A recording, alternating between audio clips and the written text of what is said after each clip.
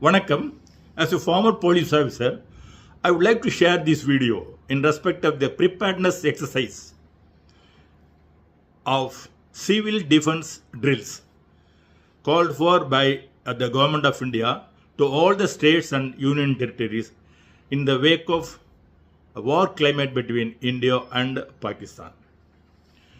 இந்த சிவில் பாதுகாப்பு ட்ரில் என்பது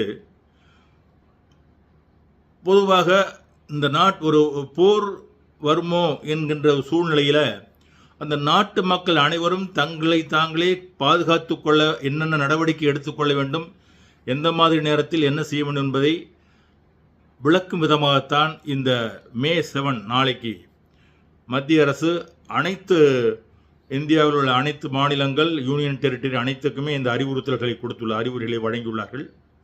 அதன்படி நாளைக்கு நாம் அந்த சிவில் டிஃபென்ஸ் ட்ரில்ஸை நாம் கற்றுக்கொள்ள வேண்டும், தெரிந்து கொள்ள வேண்டும்.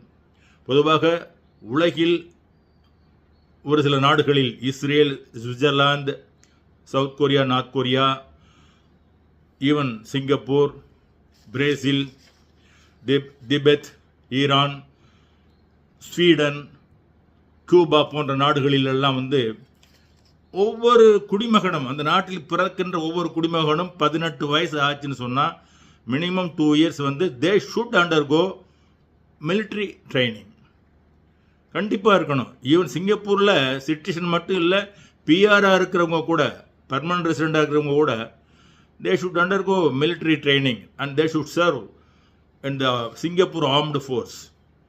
மினிமம் 2 இயர்ஸ் அங்கே சர்வ் பண்ணதில்லை. அந்த மாதிரி தான் பிரேசில்லாம் அதே தான், ஆண் பெண் 2 பேருமே they should have military training. But India மாதிரி மிகப்பெரிய நாடுகள், 140 கோடி மக்கள் தொகைக்கு மேலே நம்ம இருக்கிறோம். இதில் நம்ம எல்லாருமே அவங்கவுங்க பாதுகாப்பை அவங்கவுங்க கண்டிப்பாக தெரிஞ்சு வச்சுக்கிடணும். ஒரு வார் அப்படிங்கிற சூழ்நிலையில் என்ன செய்யணும். இப்போ நம்மளை பொறுத்தவரை இந்தியாவில் நம்ம தமிழ்நாடு, கேரளா, ஆந்திரா, கர்நாடகா, தெலுங்கானா இந்த மாநிலங்கள் எல்லாமே சவுத் தீபகற்பம் பகுதிங்கிறதுனால நமக்கு அந்த போர் மேகங்கள் நமக்குள்ளே நம்ம பக்கம் எட்டி வர்றதுக்கு ரொம்ப ரேர் தான். ஆனால் இப்போ உள்ள கால சூழ்நிலையில் நமக்கு தரைப்படை மூலமாக தாக்குதல்கள் வருவதற்கு வாய்ப்பில்லை. ஆனால் விமானப்படை, எதிரியினுடைய விமானப்படை, கப்பல் படைகள் மூலமாக நமக்கு கடற்கரை ஓரமாக இருக்கிறதுனால நமக்கு அந்த ஒரு ஆபத்து இருக்குது. அதை நாம் புரிந்து கொள்ள வேண்டும். முக்கியமாக இந்த சிவில் டிஃபென்ஸ் ட்ரில் நோக்கம் என்னென்னா, சப்போஸ் கண்டிப்பாக போர் வராத சூழ்நிலை இருக்கட்டும், பட்